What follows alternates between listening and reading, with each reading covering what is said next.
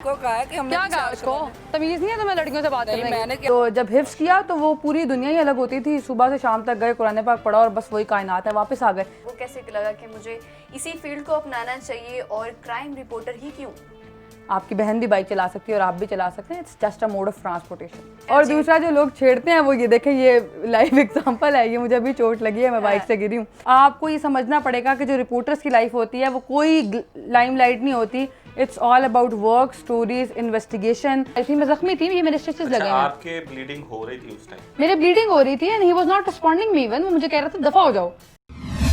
जब वो हमारे देखने वालों को ना सबसे ज़्यादा क्यूरियोसिटी इस बात की हो रही होगी, मुझे यकीन है कि वो इस तरह की जो लड़की क्राइम रिपोर्टर है, तो सबसे पहले लोगों के माइंड में ये आता होगा कि अच्छा इसकी पर्सनल लाइफ कैसी होगी, मतलब लाइक कोई बॉयफ्रेंड, कोई अच्छा दोस्त, कोई इस तरह की चीज़। मतलब रात को जब आप काम से थक के आई हैं तो उसके साथ फ़ोन पे बात कर रही हैं, रिलैक्स हो रही हैं। मतलब एक ऐसा रिलेशन होता है हर इंसान तो क्या मुराद? रिलैक्स मतलब आप मेंटली एक ऐसा इंसान के साथ आपका कंसर्न होता है जिससे आप मेंटली बात करके इमोशनली सेंसिटिव बना। ये चीज़ अच्छा ऐसा है तो खीर उसमें ये है कि when you are a reporter और अगर आप बीट रिपोर्टर हैं स्पेसिफिकली, तो there is no personal life. ये मीडिया का बड़ा डार्क स्पॉट है और बड़ा ड्रॉबैक है कि जब आप जर्नलिस्ट होते हैं तो 24/7 फिर आप जर्नलिस्ट होते हैं। पर्सनल लाइफ होनी चाहिए, लेकिन मैं हमेशा ये कहती हूँ कि प्रोफेशनल और पर्सनल लाइफ में एक मार्जिन लाइन लाजमी रखनी चाहिए। फैमिली को टाइम भी देना चाहिए। हमारे पास तो फैमिली को टाइम नहीं है, टाइम उनको दें।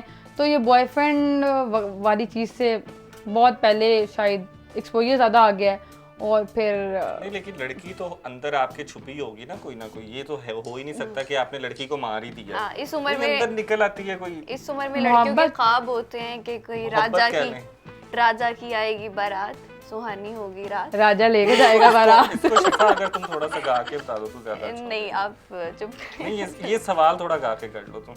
मुझे ये बताएं कि शादी करनी है आपने?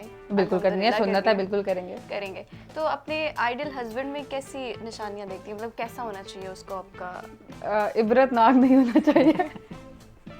आइडियल हस्बैंड उसके दिल में खौफ खुदा होना चाहिए और नज़र में हया होनी चाहिए। बिकॉज मैंने अपनी सराउंडिंग में सिर्फ ये देखा है कि लोग मोरली बहुत करप्ट हैं। फाइनेंशियली करप्ट होना तो वैसे ही इदारे पकड़ लेते हैं, आप एंटी करप्शन से पकड़वा लें अपने हस्बैंड को और किसी और से, ये तो कंट्रोल किया जा सकता है। लेकिन अगर वो मोरली करप्ट है फिर आप उसकी मोरल पुलिसिंग तो नहीं कर सकते, बिकॉज वो आपका हस्बैंड होगा।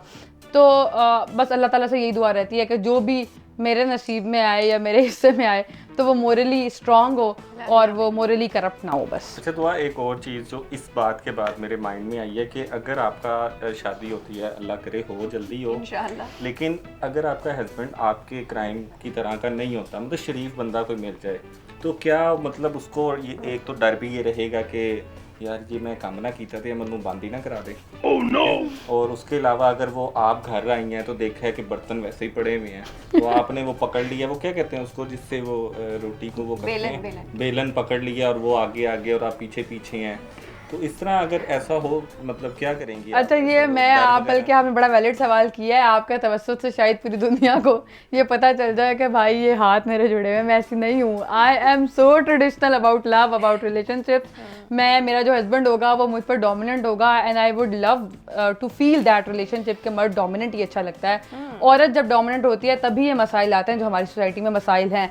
मेरा जिस्म मेरी मर्जी नहीं, मेरा जिस्म अल्लाह की मर्जी, और मेरा ताल्लुक मेरा निकाह और मेरे शोहर की मर्जी। मैं इसकी कायल हूँ और मैं रोटी भी खुद पकाऊंगी। I promise you on record कह रही हूँ, मैं बर्तन भी खुद धोऊंगी, मैं सारा काम खुद करूँगी। आई जस्ट वांट के उसमें एहसास हो, बस बेहिस ना हो। वो अगर मेरे साथ कोप अप कर ले और अगर वो कहेगा तो मैं रिपोर्टिंग भी छोड़ दूँ। oh, no! ये बात आप लोग इसको सुन भी लें गौर से और ये देख भी लें कि क्राइम रिपोर्टर ये हल्फ दे रही है कि बहुत ज़्यादा सीरियस है ये रिलेशनशिप में, और जिसने भी शादी करनी है तो ये याद रखे कि कोई डंडा नहीं, कोई वो नहीं चलेगा, क्या कहते हैं उसको, बेलन नहीं चलेगा, और कोई जो है वो डंडा वगैरह झाड़ू पकड़ के पीछे नहीं भागेगी। तो अच्छा तो फिर मैं यहाँ पे एक इम्पोर्टेंट सवाल करना चाहूँगी, दुआ मोहब्बत के बारे में क्या ख्याल आपका? वो कहते हैं कि महबूब को खोना ही मोहब्बत है, पा लेना तो अजाब है। अरे तो लासिल इश्क ठीक है, लेकिन मैं तखय्युल में इश्क की कायल हूँ। मैं लिखती हूँ, मेरी एक लिटरेरी साइड भी है जो कि बड़ी ऑपोजिट पोल है मेरी पर्सनालिटी का। शेर व शायरी भी कभी कैफियत में आऊँ तो कर लेती हूँ थोड़ी बहुत, लेकिन नसर लिखती हूँ मैं, बाकायदा ब्लॉग्स भी लिखती हूँ। और मज़े की बात यह है कि मैं सोशल इश्यूज़ पर लिखती हूँ। सोशल इश्यूज़ के भी, मुआशरे के वो फैक्टर जो कि इग्नोर्ड फैक्टर होते हैं, उस पर लिखती हूँ। तो मोहब्बत के बारे में बड़ा पाकीज़ा और बड़ा तकद्दुस वाला रिश्ता है, और ये एहसास है बेसिकली जो कि कायम रहता है, वन साइडेड हो, टू साइडेड हो, नेवर मैटर्स। ये तो एक एहसास है जिस पर तारी हो जाए, और शायद कैफियत भी है। तो ये 1 से 2 लोगों में भी हो सकता है, इसका मतलब नहीं है बंदा फ्लर्ट कर। तो कभी मोहब्बत हुई आपको? आज के दिन तक तो नहीं हुई, अब कल हो जाए तो फिर I can not say anything. आज के दिन तक अभी तक चांसेस हैं?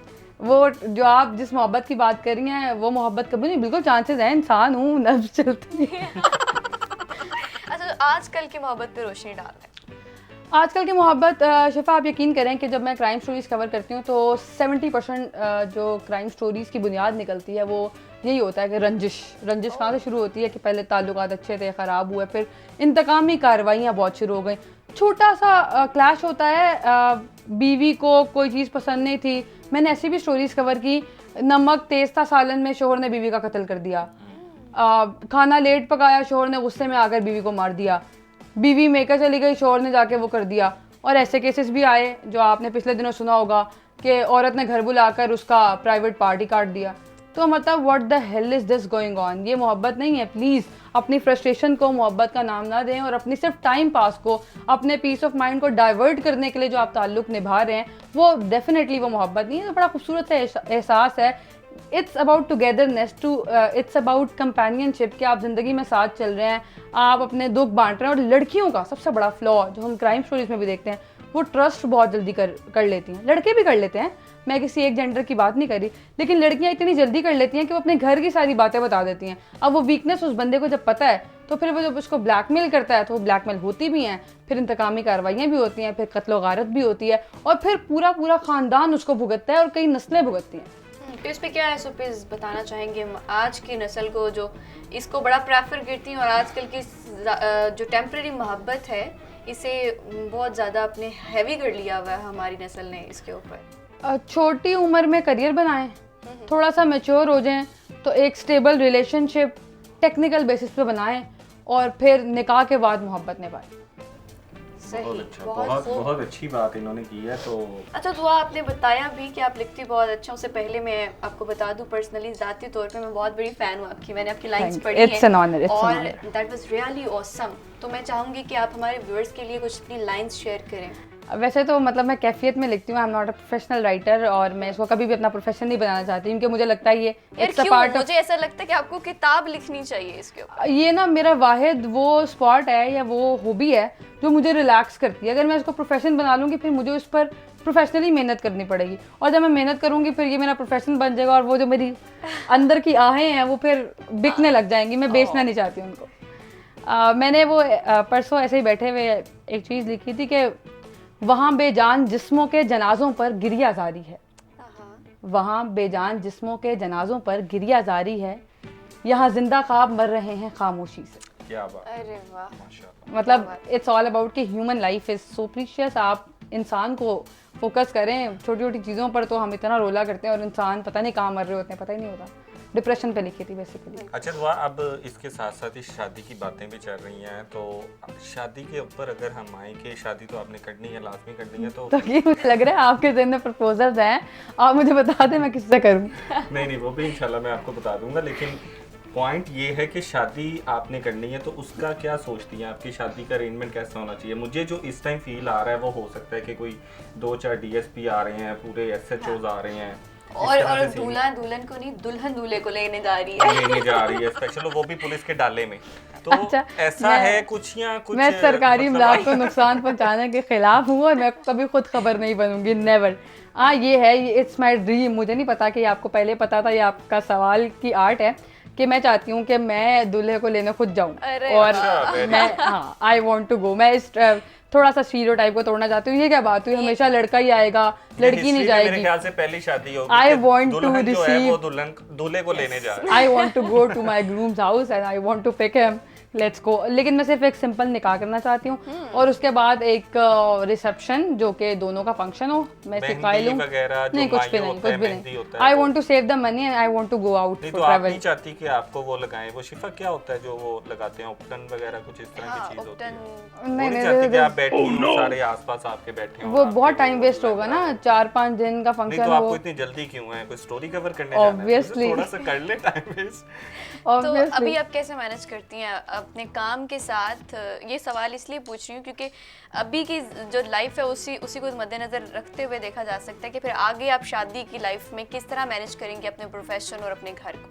अच्छा देखें, ये बड़ी मिथ है लोगों की, और जो भी फील्ड में लड़कियां होती हैं उनके रिश्ते शायद इसलिए भी डिले होते हैं। अगर वो खुद पसंद कर लें और वो लड़का लड़की आपस में मतलब खुद टैकल कर लें और मैनेज कर लें और फिर घर वालों को बता दें, आजकल घर वाले ज़्यादा इंटरव्यू नहीं करते, तो शादी हो जाती है। लेकिन अरेंज मैरिजेस फील्ड में काम करती हुई लड़कियों की मुश्किल से होती है, इसका अंदाज़ा आपको भी होगा। उसका मसला ये होता है कि जो नज़र आ रहा होता है वो ये लग रहा होता है कि यार ये ना बहुत बदतमीज़ है। अभी बहुत सारी जो ख़वातीन मुझे बड़ी उम्र की देखती होंगी वो मुझे कभी बहू नहीं बनाना चाहेंगी, क्योंकि उन्होंने इतनी बातें सुन ली है। मैं क्राइम कवर करती हूँ, मैं रात को भी बाहर जाती हूँ अक्सर, मेरा क्रिमिनल से रब्ता है, तो नहीं ऐसे नहीं। लेकिन ये इट्स टोटली अ मिथ। अभी I am an independent women who is making the career, who is working for field for work। लेकिन जब मेरी प्रैक्टिकल लाइफ होगी, जब मेरी शादीशुदा लाइफ होगी, तो ऑटोमेटिकली वो सारा कुछ चेंज हो जाएगा। Then a person would come and he would tell me कि मैंने क्या करना है। वो मुझे परमिशन देगा तभी तो मैं जॉब करूंगी। इफ़ यू वुड से मी कि यार आपने जॉब नहीं करनी, तो I would not do that. मैं क्यों आर्ग्यू करूंगी? मेरी शादी अपनी मर्जी से होगी। मतलब मैं अगर शादी कर रही हूँ तो वो टोटली डिफरेंट लाइफ होती है। तो ये हमारे बड़े लोगों को समझना चाहिए कि जो फील्ड में काम कर रही अगर लड़की तल्ख है तो वो अपनी प्रैक्टिकल लाइफ में शायद उतनी ही सेंसिटिव होगी, क्योंकि उसका एक्सपोजर है, उसने बाहर चीज़ें देखी हैं। तो मेरी सास बहुत खुश रहेगी। अच्छा, तो आपने बताया कि आप एक कैफियत तारी होती है, तो फिर आप वो लाइंस जो लिखती हैं, आपकी कुछ चंद एक लाइंस हैं, अगर मैं थोड़ा सा याद करवाऊँ तो मैं चाहूँगी कि आप खुद ही हमारे ऑडियंस को सुनाएं। वो क्या कैफियत थी कि कोई तो हो ज़रोगों में बहती हुई, खामोशी का गरूर तोड़े। अरे वाह, ये कौन सी कैफियत थी? ये एक्चुअली ना मुझे अक्सर लोग कहते हैं, एक मेरे बड़े सीनियर टीचर और मेंटोर भी हैं, उन्होंने मुझे पढ़ाया नहीं है लेकिन सिखाया बहुत कुछ है, असलम डोगर साहब। वो मुझे अक्सर कहते हैं कि बेटा आपकी किताब कहाँ तक पहुँची है, हालांकि मैं तो कोई किताब लिख नहीं रही। वो मुझे हमेशा बकअप करते हैं।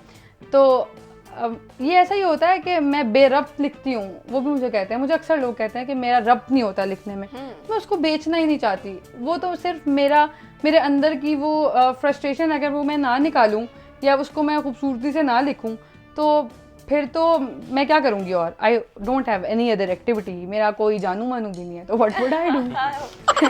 तो वो बस मेरी कैफियत होती है, वो मैं लिख दिया करती हूँ। और उसका बेसिकली मीनिंग होता है कुछ ना कुछ। वो जुल्म हो सकता है, वो मुआशरे की बेइज्जती हो सकती है, वो किसी शख्स का रवैया हो सकता है, लेकिन मैं इंडिविजुअल लिखने पे वैसे परहेज़ करती हूँ। और मैं ये भी कोशिश करती हूँ कि मेरी राइटिंग से कोई मुझे जज ना कर सके कि मुझ पर कौन सी कैफियत आ रही है। तो इसलिए ज़रा मैं मिक्स्ड इमोशंस लिखा करती हूँ। अच्छा दुआ, कभी आप में ऐसा लगा आपको कि आपकी हिम्मत जवाब दे गई है और आपकी कैफियत बिल्कुल रोने वाली हो? कभी ऐसा हुआ आपके साथ? रोने वाली तो नहीं हुई, लेकिन हंसने वाली मुझे एक याद है। It was a very interesting and cutest incident. हंसने वाली सुना दें, फिर उसके बाद रोने वाली भी सुनेंगे। रोने वाली भी सुना देती हूँ। अच्छा, हुआ ऐसा कि मोहब्बत का आलमी दिन था, वैलेंटाइंस डे था। अच्छा। तो कजन्स जो हैं वो, मतलब मैं I am the only one in my family who's in media ना, तो मेरा एक्सपोजर थोड़ा डिफरेंट है। और क्राइम करके अब तो मतलब आई एम लाइक ओके ना, मुझे लोगों के रवैये पता चल जाते हैं कि कौन कितना छेड़ के जाएगा, इतना भी पता लग जाता है। तो अब वो दोनों जो थी वो कॉलेज स्टूडेंट्स थी, तो तीनों हम जा रहे थे वैलेंटाइंस डे पर आइसक्रीम खाने। अच्छा जी, आइसक्रीम खाने गली से गुजर रहे हैं, बातें कर रहे हैं, अपनी मगन है अपनी बातों में। एक बाइक आती है, वो हमारे पास रुकती है और वो ना नंबर फेंकता है इस तरह। अब हमारे घर की तरबियत इस तरह हुई है कि लड़की को नहीं, मतलब आपको कोई छेड़े तो आपने फौरी रिस्पॉन्ड करना है। तो वो जो मेरी कज़न थी, चूँकि वो कॉलेज स्टूडेंट थी, उसने ना अभी इतने में कि मैं उसको कोई रिस्पॉन्स देती, उसने अपनी जूती उठाई मेरी कज़न ने और उसने कहा तुम्हें जूती मारूंगी। नंबर देने वाला भी हंस पड़ा, मैं भी हंस पड़ी। इवन मैं इतना हंसी कि मैं हंस कर ज़मीन पे गिर गई। तो बताने का मकसद एक तो ये भी, आई एम सॉरी सादिया, बताने का मकसद ये भी है कि अगर लड़की एम्पावर्ड है तो ऐसा नहीं है कि उसकी इतनी सेहत होना ज़रूरी है या फिर उसका तल्ख लहजा और वो SHO देखने में लगे, ऐसा नहीं है। आप अंदर से दिल से एम्पावर्ड होना। अब मतलब शी वाज प्रेजेंटिंग, वो अंदर से स्ट्रांग थी लेकिन चूंकि इतना कॉन्फिडेंस नहीं था फेस करने का तो वो उससे फंबल हो गया और वो फंबल एक बड़ा फनी मोमेंट बन गया। वो लड़का जो छेड़ने आया था वो भी काफी देर हंसता रहा। तो कोई ऐसा वाकया कि जब आपको लगा हो कि बस यार इनफ, बस हो जाना चाहिए, मतलब आपकी हिम्मत टूट गई हो? मैंने शिफा हेल्थ स्पीड की है पेंडेमिक में 92 न्यूज़ के प्लेटफॉर्म से और अल्हम्दुलिल्लाह बड़ी अच्छी वर्थ के साथ की है और बहुत काम किया मैंने। मतलब ये मैं खुद इसलिए भी कह रही हूँ क्योंकि मैंने वाकई बहुत काम किया उन दिनों में। लेकिन उस दिन मेरा एक्सीडेंट हुआ कोई 1 हफ्ता पहले और उस दिन जब मैं हॉस्पिटल गई तो डॉक्टर ट्रीट नहीं कर रहे थे। इमरजेंसी में डॉक्टर को मैंने कहा, मेरे साथ छोटा भाई था जिसको चोट लगी, मैंने उनको कहा यार उसको देखें, तो देवर लाइक देख लेते हैं, आप चले जाएं, दफ़ा हो जाओ यहाँ से। उसने मुझे दफ़ा हो जाओ कहा। उस वक्त मैं उसके खिलाफ कंप्लेन भी कर सकती थी, मैं MS को भी कह सकती थी, मैं हेल्थ मिनिस्टर तक अप्रोच कर सकती थी क्योंकि मैं आम आदमी नहीं थी। लेकिन मैंने उसको वहाँ पर नहीं बताया कि मैं जर्नलिस्ट हूँ, वाकई के एंड तक नहीं बताया कि मैं जर्नलिस्ट हूँ, सिर्फ इसलिए कि यार लेट मी एक्सपीरियंस कि आम आदमी के साथ क्या करते हैं। ये वो मसीहा हैं जिनको हम सलूट करते रहे, जिनको हम हीरोज कहते रहे 3 महीने तक। हम कहते रहे कि यार ये लोग आपके लिए खड़े हुए हैं बाहर, पता नहीं कौन कौन से तमगे दिए इनको, आम आदमी के साथ इमरजेंसी में ये करते हैं। उस वक्त मैं सिस्टम के हाथों इतना टूट गई थी कि मैं बाहर खड़े होकर बहुत ज़्यादा मायूस हुई और मैंने अपने आप को उस दिन बहुत हेल्पलेस पाया कि आज इतना काम करने के बावजूद भी मैं उस मुआशरे में रहती हूँ जो इतना बेहिस्सा है। मेरी ब्लीडिंग हो रही थी, वो उसको होश नहीं आ रही थी, मैं जख्मी थी, ये मेरे स्टिचेस लगे हैं। आपके ब्लीडिंग हो रही थी उस टाइम? मेरे ब्लीडिंग हो रही थी and he was not responding me even. वो मुझे कह रहा था दफा हो जाओ। बात ये नहीं है कि मुझे दफा हो जाओ का है, बात ये है कि आम शहरी को दफा हो जाओ का है। वो डॉक्टर है, मैं तो ये अपील करूंगी बल्कि आपके प्लेटफॉर्म से कि जितने भी डॉक्टर्स हैं, मैं ये हवाला इसलिए कोट कर रही हूँ कि इमरजेंसी सिचुएशन हर किसी के साथ आती है। हमारे यहाँ रोज रोड एक्सीडेंट होते हैं, हमारे यहाँ रोज कोई ना कोई घर में इमरजेंसी होती है और डॉक्टर जो हॉस्पिटल और किसी भी आम शहरी का आमना सामना है वो रोज होता होगा। यहाँ पर अगर डॉक्टर्स MBBS कर लेते हैं और अगर मैनर्स के टेस्ट में वो पेशेंट्स के टेस्ट में पास नहीं हो पाते तो ये मेरे हाथ जुड़े हुए हैं, उनको डिग्री ना दिया करें। हमारे आम शहरी को मत रोला करें क्योंकि मैंने उस दिन एंड टाइम तक जब मैं हॉस्पिटल से डिस्चार्ज नहीं हो गई, अभी तक शायद उनको नहीं पता कि मैं जर्नलिस्ट हूँ। ठीक है, मैंने बाद में आकर एक फेसबुक पे पोस्ट लगाई जो कि मेरा बीइंग अ जर्नलिस्ट आवाज उठाना बनता था, लेकिन मैंने हॉस्पिटल में नहीं बताया कि मैं जर्नलिस्ट हूँ। ये वाकया एक दिल तो मैं बहुत हेल्पलेस थी। दिलसोज वाकया है जो आपने अभी बताया है। मेरे रोंगटे खड़े हो गए ये सुन के कि आपकी ब्लीडिंग हो रही थी और भाई बेहोश था और डॉक्टर्स ने कौन से हॉस्पिटल में? सर्विसेज हॉस्पिटल की बात है, ये आपका शहर का बड़ा अस्पताल है। खैर खुदा सबको हिदायत दे, हम यही कह सकते हैं। और तौकीर आप कुछ पूछ? हैरानी वाली बात है कि फरिश्ते भी ऐसे करेंगे तो फिर क्या उन्हें फरिश्ता कहा जाता है? मसीहा है हमारी कौम का। हाँ, बेशक हर सिस्टम खराब है, हर चीज गलत है, फैसिलिटीज नहीं है, रिसोर्सेज नहीं है, ठीक है, जो आपकी मैन पावर है उसको तो कम से कम इतना बताएं ना। अभी तो हमने आपको तमगे दिए हैं, अभी दिन ही कितने गुजरे हैं। तमगों के अलावा भी अगर देखा जाए तो एक इंसान जिसके ब्लीडिंग ऑलरेडी हो रही है और वो उसके साथ अगर इस तरह का बिहेवियर किया जा रहा है तो यकीनन ये काबिल अफसोस है। बहुत शुक्रिया आपका दुआ मिर्ज़ा, आपके टाइम का। बहुत अच्छा लगा आपसे बात करके, आपसे मिलके, अपने कीमती वक्त में आपने हमें अपना वक्त दिया। इसी के साथ APNN डिजिटल के प्लेटफॉर्म से मैं चाहूँगी इजाज़त, अपनी होस्ट सैयदा शिफा नक और तौकीर अकरम को दीजिए इजाज़त। अल्लाह हाफ़िज़।